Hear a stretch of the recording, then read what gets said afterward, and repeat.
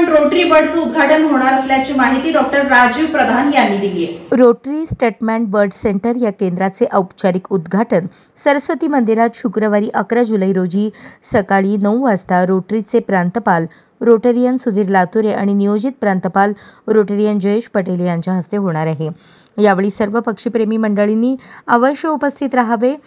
हे केंद्र दर शनिवार आणि रविवारी दुपारी 4 ते 6 या वेळेत पाहता येईल, अशी माहिती प्रकल्प प्रमुख डॉक्टर राजीव प्रधान यांनी बुधवारी सकाळी पत्रकार परिषदेत दिली।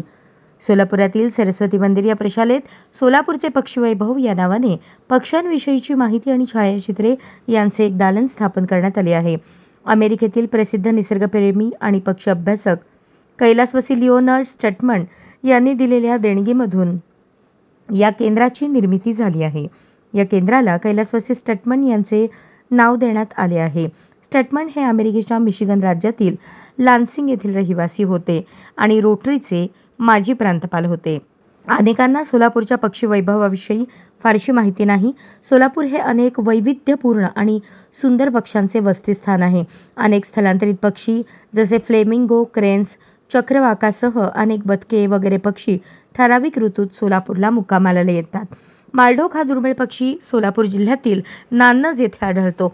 अशा या सोलापूरच्या पक्षी वैभवाची माहिती सगळ्यांना व्हावी या हेतूने हे केंद्र स्थापन करण्यात आले आहे।